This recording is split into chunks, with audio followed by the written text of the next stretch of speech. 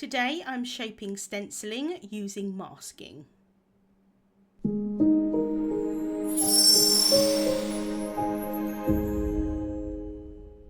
Hello there, Michelle Short here with Terrific Tags with Michelle. I'm here on the Altenew YouTube channel on the first and third Saturday of the month. So if you enjoy my videos, I'd love for you to subscribe. So let's get started. I'm starting off with the stenciling. I've got the new Squiggly Lines background stencil as well as the circle mask stencil. I want to contain my stenciling of the Squiggly Lines stencil inside of the shape of the circle mask. So that's why I'm using that today. There are a few different ways that you can mask off, especially for stenciling. One way obviously is to have an actual stencil, but you can also cut shapes from masking paper, which is a really great idea, and I use this quite often.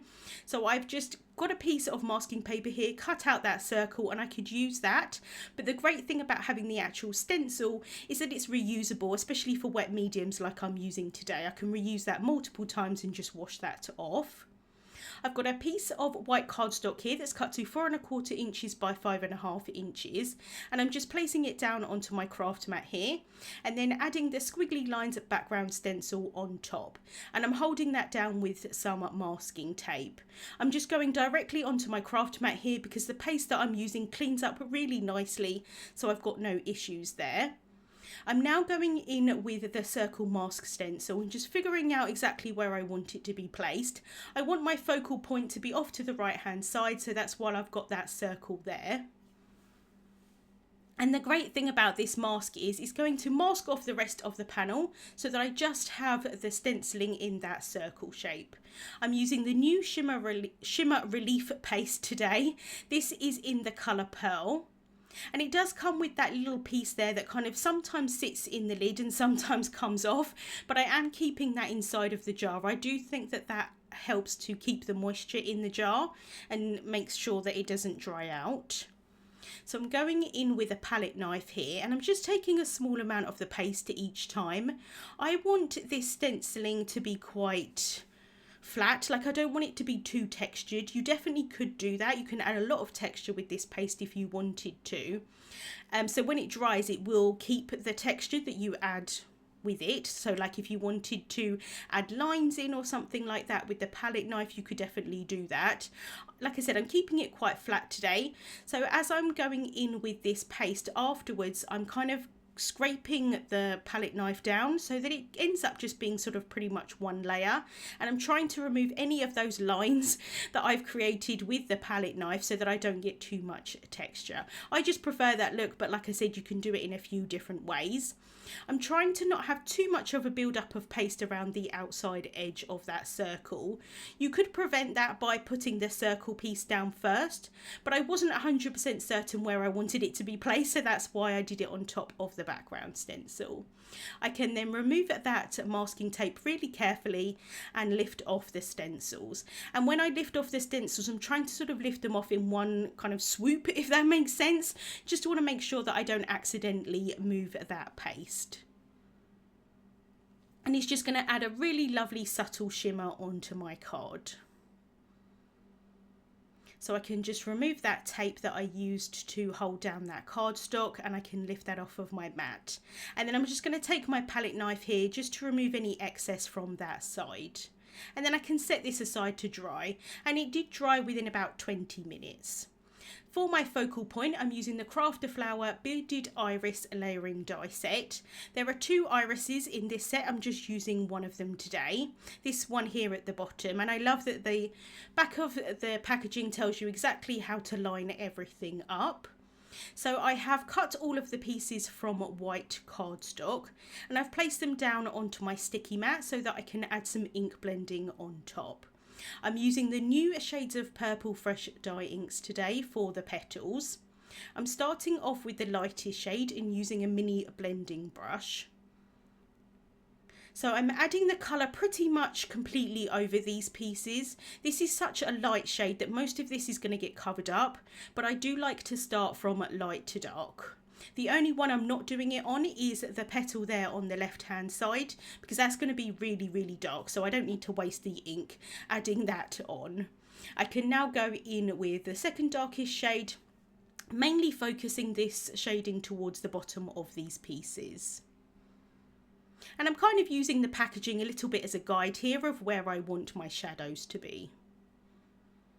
These inks do tend to go on a little bit more of a blue toned purple, then when they dry they kind of change a little bit to a red toned purple. I think they're really very pretty.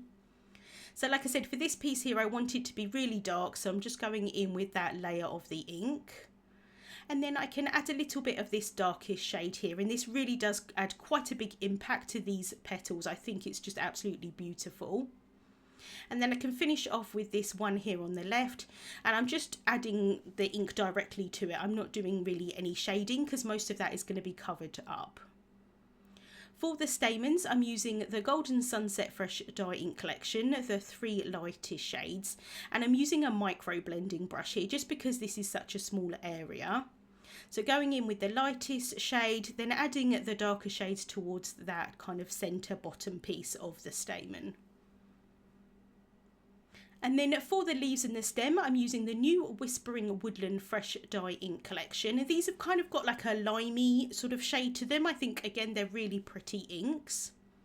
So I've gone back to the mini blending brush here. So adding that ink as a base layer on the stem, and I'm just using one of the leaves. There are a few leaves in the set, but I only wanted one for my card. And then I can go in with the second shade here.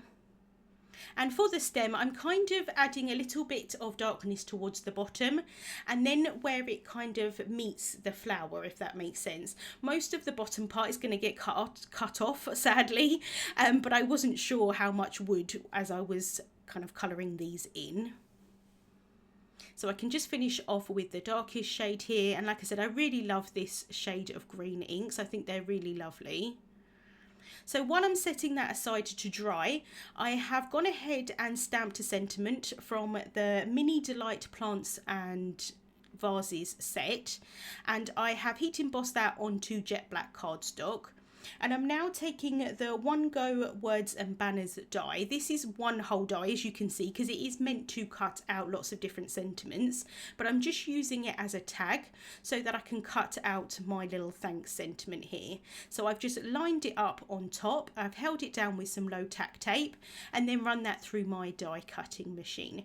And you can see here that the tag is a lot longer than I need it to be, so I'm going to bring in my mini guillotine here so that I can cut that down so that it's a better size for the sentiment. So I can just line that up and cut off that side there. And I've got my little sentiment there ready to go. I do like to add something onto tags, some sort of twine or thread. So I've got some pearl thread here, and I've doubled it up, and then I'm just going to tie it in a knot. The knot just helps to kind of, I don't know how to explain it, but it just helps so that I want some of the tails of the thread to be one kind of upwards and one downwards, and I find that if I tie a knot first, it helps just to do that. I'm not quite sure why, but that's just the method I go with. So I really like having the double bow, especially for very small bows, because it just adds a little bit of extra impact onto the card. So I'm making this as small as I possibly can get it. It was a little bit fiddly, and then I can just cut off those tails, and you can see there that one is kind of towards the bottom and one is towards the top. It does end up being a little bit different when I end up sticking it on the card, but that's how I personally prefer to have bows, at least at the moment anyway. I might change my mind in the future. Sometimes I like to have the tails both at the bottom, but most of the time I like to have them slightly differently. So I've got my little bow there. Now these pieces are dry, I can add some liquid glue onto the back of them. So I'm starting off with this first piece here, so that I can adhere them down onto the stem. So just adding a little bit of extra glue there at the top. I wasn't sure how much I would need. And then because there's the keyhole system there, I can line up that arrow with the arrow on the stem, and everything is going to be in the right place. There are instructions on the back of the packaging like I showed you, but these are pretty easy to line up. Just line up that arrow there, and apart from a couple of pieces that don't have the arrow on, it's really helpful to line everything up. So just adding a little bit of glue again there towards the bottom. And then this piece here as well.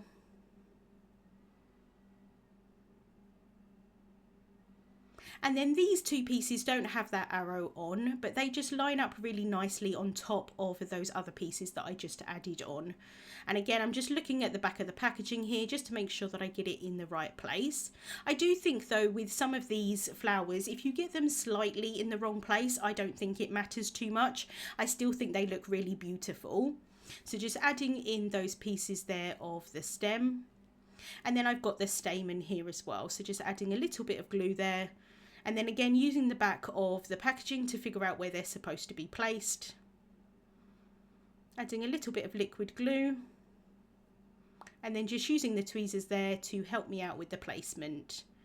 And then I kind of placed this one a little bit lower than I needed it to be. So just trying to remove that glue there. Thankfully it does dry clear, so it wasn't too much of an issue. And then placing that down. My background piece is now all dry, and you can see that lovely subtle shimmer there in the background.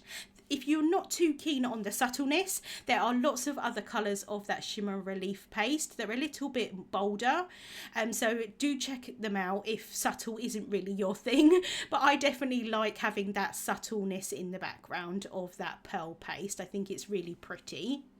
So I'm adhering that panel down onto an A2 size white card base. So that's a finished size of 4¼ inches by 5½ inches.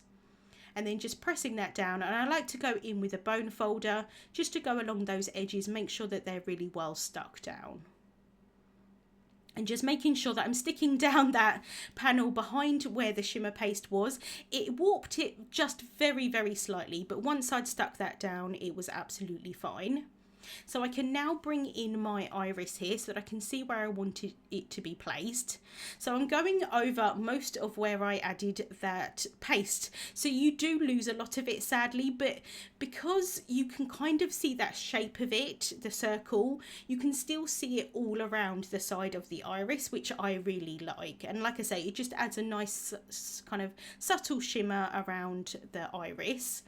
So I've placed that leaf down there. It is going to overhang the side of the card base. Now, ordinarily, I try, if I'm kind of going over the side of a card, to cut the card base down. So if, for example, I'm overhanging something on one side by like 1/4 inch, I will cut the card down 1/4 inch. But I didn't think it would work with the kind of placement of everything, the design of it for this card. So it's going to end up needing a bigger envelope. So that is the downside of having things overhanging. I'm just going to create a custom sized envelope for this card, but you could definitely add it in the center and still have the same kind of design. Like I said, I just like things overhanging sometimes.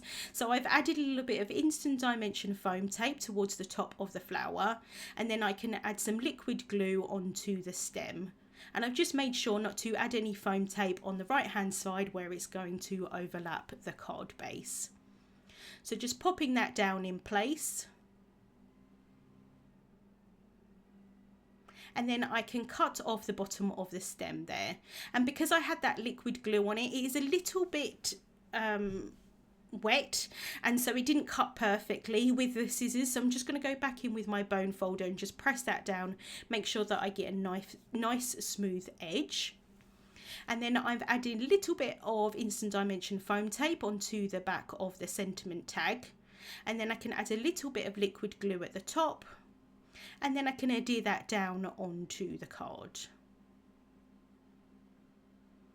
And then I can add a little bit more liquid glue into the center of that whole of the tag there, and then I can pop my little bow in place. And I just think that finishes it off nicely, and I like the pearl thread because it matches the pearl paste. And then to add even more pearly shine, I'm going in with the ivory pearl dots, and this colour again works really nicely with that paste. It all kind of coordinates really nicely together.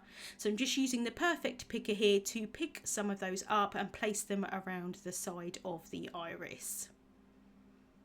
So just adding 2 there at the top, 2 at the bottom, and then I can pop 1 more here to the side.